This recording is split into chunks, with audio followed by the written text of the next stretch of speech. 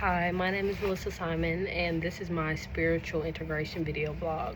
So, throughout this course, I've engaged in definitely a significant amount of reflection when it comes to my Christian worldview and, the different principles that are outlined within the ACA Code of Ethics, which is the American Counseling Association 2014.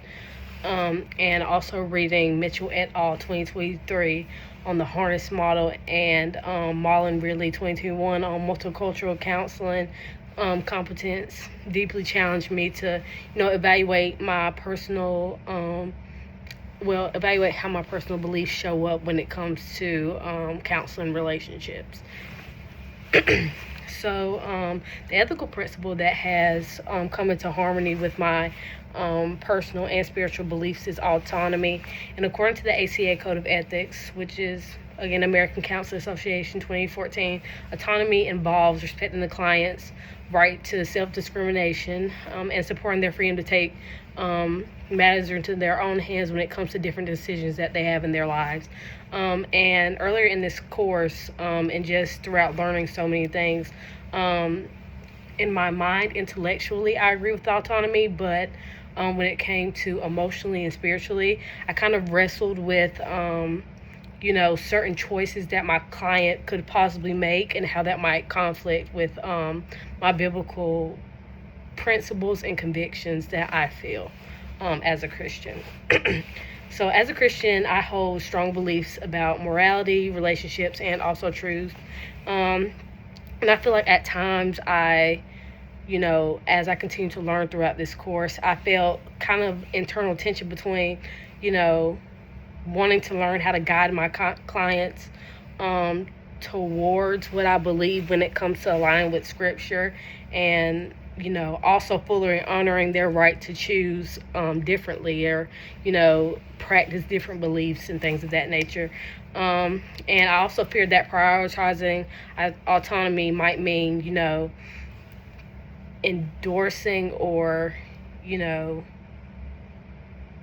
basically amening behaviors that I don't, personally agree with or that I don't personally affirm.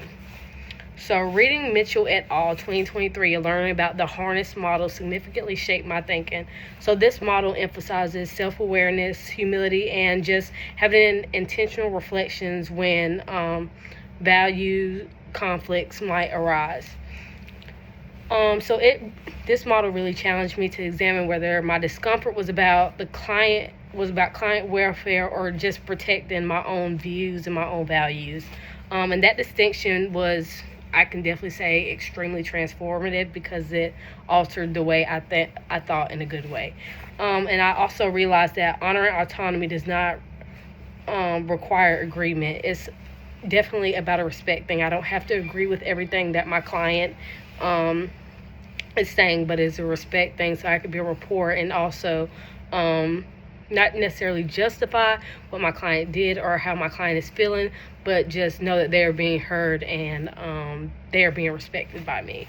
And it also does not prevent me from maintaining my faith as well. Instead, it calls me to, kind of bracket my own personal agenda so that, my client's goals will remain central and is the main thing.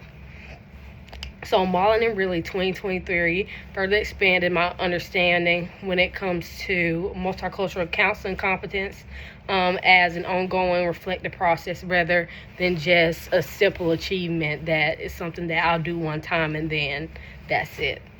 So in this article, it discussed and also reinforced the competence that involves awareness of how my personal values may subtly shape perceptions and also behaviors. And this insight helped me see that respect and autonomy is not something that is passive, but it requires intentional self-monitoring and also a lot of cultural humility as well.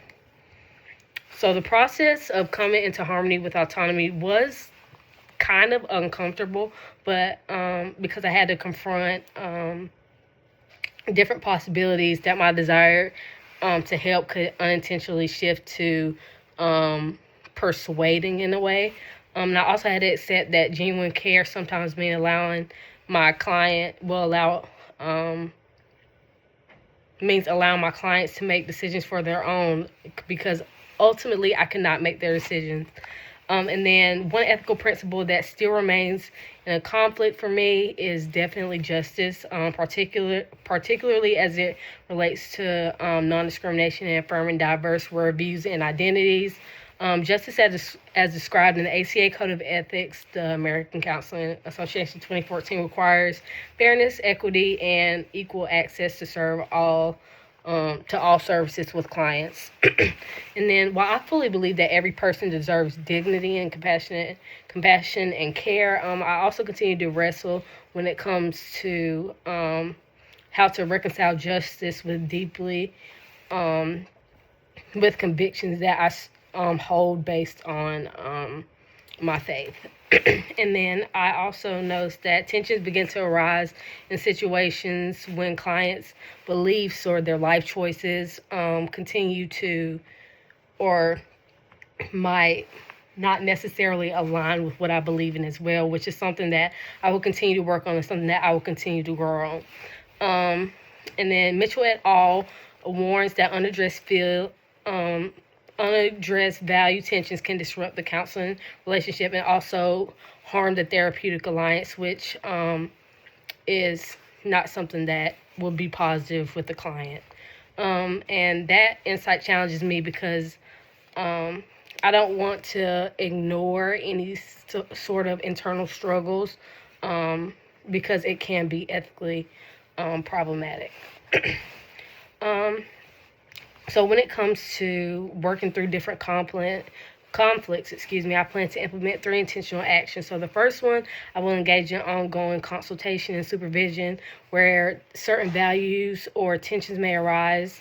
And then secondly, I will deepen my multicultural self-awareness through structured reflection practices and, for example, like continuing my education and also just really continuing to grow and be in tune with how I'm feeling as well.